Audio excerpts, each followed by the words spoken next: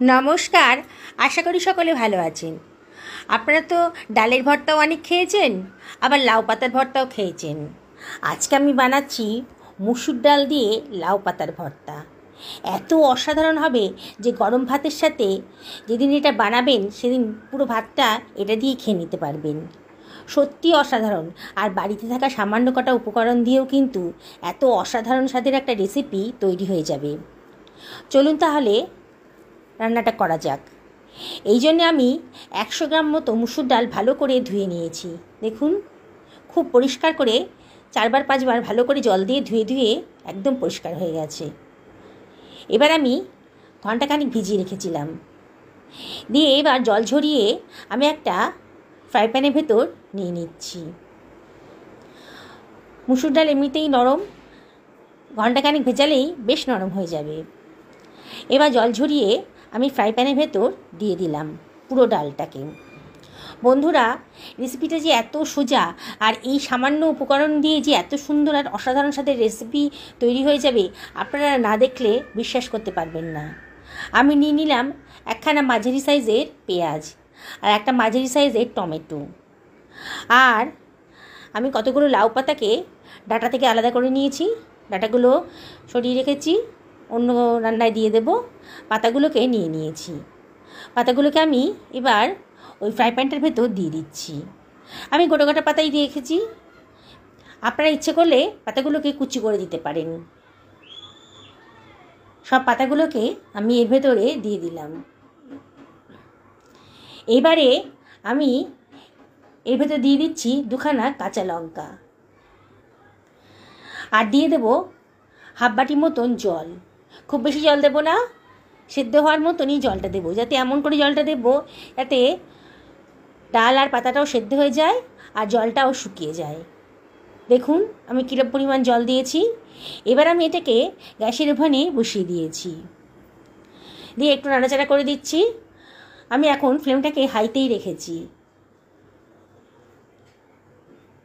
খানিকক্ষণের মধ্যেই কিন্তু বেশ মজে যাবে, নরম হয়ে যাবে। একটু নাড়াচাড়া করে দিচ্ছি। এই মিনিট খানেক নাড়াচাড়া করে দেওয়ার পরেই আমি এটাকে ঢাকা দিয়ে দিচ্ছি 3 থেকে 4 মিনিটের জন্যে। হাই ফ্লেমেই দিয়েছি।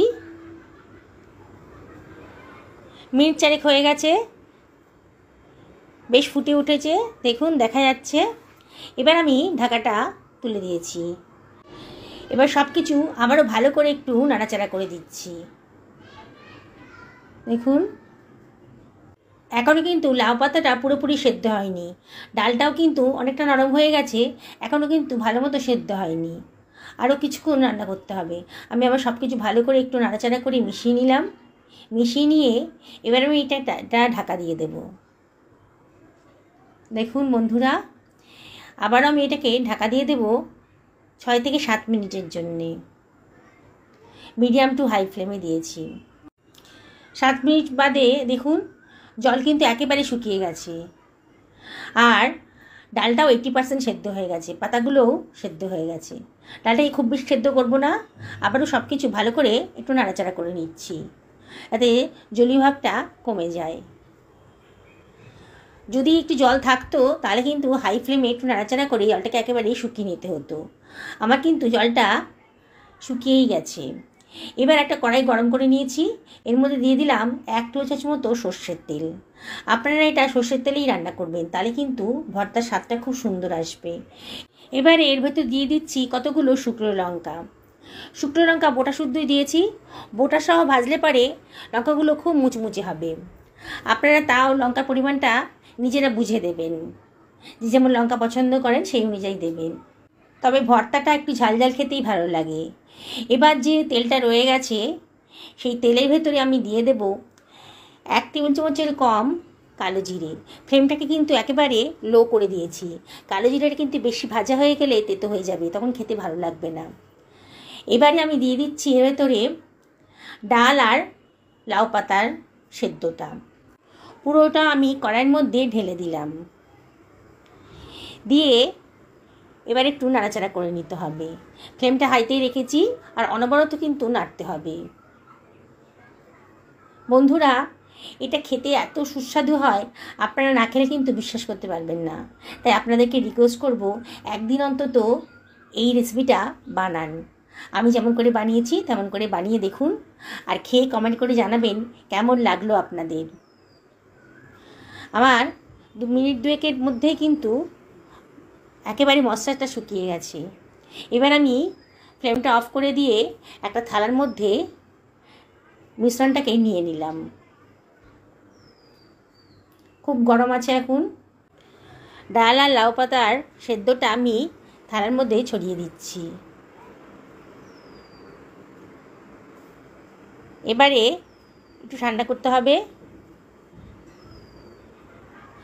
এবারে আমি লঙ্কার বোটাগুলোকে ছাড়িয়ে নিচ্ছি। লঙ্কাগুলো খুব মচমচে আছে। এবার লঙ্কার বোটাগুলোকে আমি ছাড়িয়ে ফেলে দেব। বন্ধুরা, এই শুকনো লঙ্কা ভাজলে পরে দারুণ একটা ফ্লেভার আসে, খুব সুন্দর খেতে লাগে। এর মধ্যে নিয়ে নিচ্ছি 1 টেবিল চামচ মতো লবণ। লবণটা দিয়ে লঙ্কাগুলো ভালো করে মেখে নেব। লবণটা দিয়ে দিলাম, তবে অবশ্যই লবণটা পরে টেস্ট করে দেখতে হবে, যদি প্রয়োজন হয় আর একটু লবণ দিয়ে দিতে হবে। এবার লঙ্কাগুলোকে ভেঙে নিচ্ছি লবণ দিয়ে। দেখুন কত মুচমুচে হয়েছে লঙ্কা ভাজাটা।